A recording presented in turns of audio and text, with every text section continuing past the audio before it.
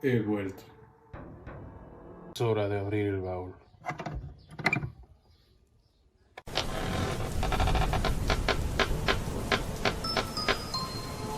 Bienvenidos a El Baúl del Miedo. Después de encontrarme en el multiverso de la burocracia y atendiendo a aquellos fans del baúl que estaban esperando el retorno, que por cierto aquí les voy a dejar una imagen de la dualidad del fan del baúl, hemos vuelto con un video que estoy seguro que les va a encantar. No he tenido tiempo de poder editar mucho, de poder grabar voces y todo eso, así que hoy les traigo una narración que me habían pedido nuevamente del libro de la mano peluda. Así que quédense esta noche si quieren escuchar una historia que los dejará con los pelos de punta. No olviden suscribirse a todas nuestras plataformas. Estamos en YouTube como El Baúl del Miedo, Investigación Paranormal, en todas las plataformas de podcast como El Baúl del Miedo, en Instagram como @El Baúl del Miedo Oficial. Y sin más, vamos allá. La historia que les voy a narrar a continuación se titula El Llamado y se encuentra, como les mencioné, en el libro de las historias ocultas de la mano peluda.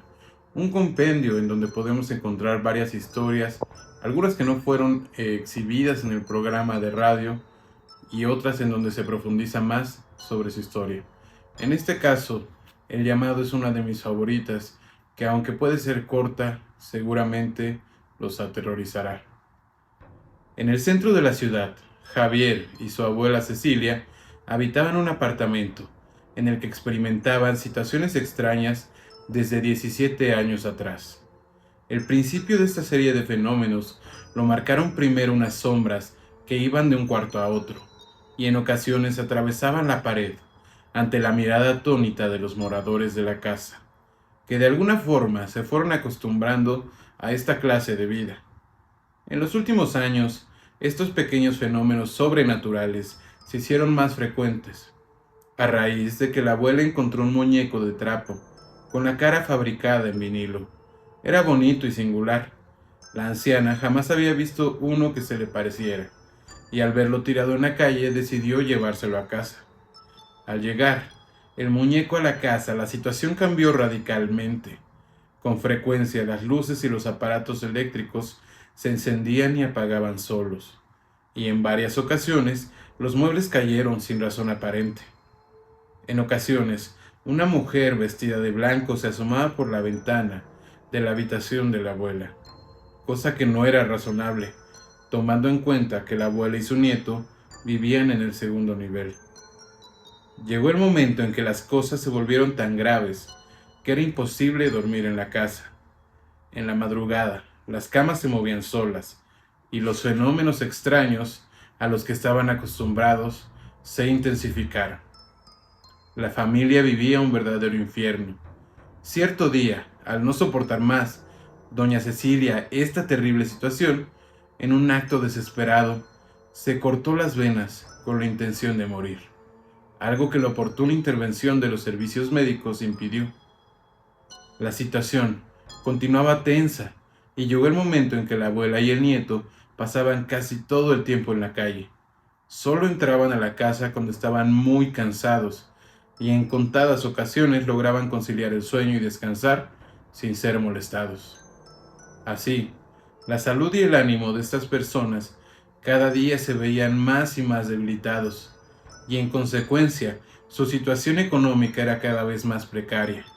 Sin explicación alguna despidieron a Javier de su empleo. Transcurrieron semanas y no lograba encontrar trabajo, lo que obligó a doña Cecilia a vender gelatinas y tamales en la calle. Una noche, en que se disponían a dormir, escucharon un estruendo terrible que venía de la sala. Alarmados, se levantaron y encontraron que uno de los muebles, el que tenía infinidad de objetos decorativos, se había ido al suelo y casi todo se había roto. El miedo se apoderó de ellos cuando la sala se comenzó a poner fría y apareció un fuerte olor a podrido. Nunca había ocurrido algo tan grave en la casa, y esto tenía a la familia desconcertada y espantada. Javier levantó el mueble para recuperar algunos objetos que no se hubieran roto y se dio cuenta de que el muñeco estaba debajo, pero le había cambiado la cara. Mostraba un rostro malvado, el ceño fruncido, los ojos crecidos y una mirada agresiva y, desde luego, una sonrisa sarcástica. La abuela, al darse cuenta, no soportó la impresión y se desmayó. Entonces, el joven, creyendo que el culpable de todo era el maldito muñeco, lo arrojó por la ventana. Increíblemente, al ser lanzado el muñeco, emitió un alarido horrible, que llegó a los oídos de los vigilantes del fraccionamiento, quienes acudieron a ver qué sucedía. El nieto les pidió ayuda, ya que su abuela había perdido el sentido. Le aplicaron alcohol y finalmente la mujer despertó. Una vez restablecida su abuela, el joven relató a los vigilantes lo ocurrido. Ellos cruzaron miradas y sonrieron, lo cual significaba que no le creían. Le preguntaron al joven si se encontraba bien, si había ingerido alguna bebida o drogas que lo trastornaran. La respuesta energética del nieto fue: no, señores, ni tomo ni soy un drogadicto. Si quieren, vamos a la planta baja para que vean el muñeco y crean lo que digo. Y así lo hicieron. A los vigilantes los acompañaba un perro pastor alemán, y al llegar a donde se supone estaba tirado el muñeco, había desaparecido. Buscaron en los alrededores, y en cierto momento el perro se inquietó y comenzó a ladrar desesperadamente frente a unos arbustos. El animal se acercó a las plantas y regresó aullando como si alguien lo hubiera golpeado. Los vigilantes y el joven se acercaron al matorral y, al iluminar con sus linternas, se llevaron una gran sorpresa cuando vieron que el muñeco, que medía escasos 40 centímetros, corría como si tuviera vida propia. Uno de los guardianes exclamó: «Dios mío, no puede ser, es el diablo». Los tres se persignaron, comenzaron a rezar y luego los agentes se dirigieron a la caseta de vigilancia. El joven recordó que su abuela se había quedado sola y regresó rápidamente a la casa. Al llegar encontró que todo estaba en desorden. La ropa, los platos, los libros, todo estaba disperso en el piso y doña Cecilia se hallaba nuevamente inconsciente. Javier trató de reanimarla y se dio cuenta de que ella tenía en la mano un frasco de pastillas para la presión y había ingerido todas. De inmediato llamó a una ambulancia y afortunadamente doña Cecilia, una vez más, se salvó de morir. Después de una semana la dieron de alta y regresó a casa. A partir de su retorno, con el fin de que las energías no le espantaran más, la señora andaba por el departamento llevando en las manos un crucifijo y unos rosarios benditos. Javier me llamó al programa muy angustiado, y mientras narraba lo acontecido, una enorme sombra se hizo presente en su casa. Me pidió que los auxiliara y solicité al auditorio que realizara oraciones por el joven y su abuela. Hice sonar una campana que los monjes del Tíbet utilizan para purificar el ambiente, y más tarde la misteriosa sombra desapareció. Les recomendé que hicieran oración y acordamos que los visitaríamos y realizaríamos una investigación. 2 días después, el maestro Eric Soham, Ruth, una extraordinaria vidente, mi productor Ignacio Muñoz y yo arribamos a la casa.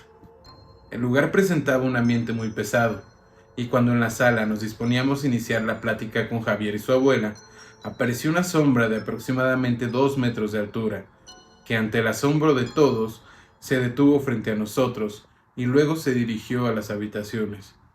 La seguimos y vimos que había entrado en la recámara de doña Cecilia. Entramos tras ella y nos atrapó un impresionante frío que provocó que por nuestras bocas saliera vapor. Ruth se dio cuenta de que en ese lugar había muchos seres de oscuridad. Salimos del cuarto y el maestro Soham puso un pequeño altar, sacó una cruz de San Benito de Nurcia, encendió unas velas y comenzamos a orar.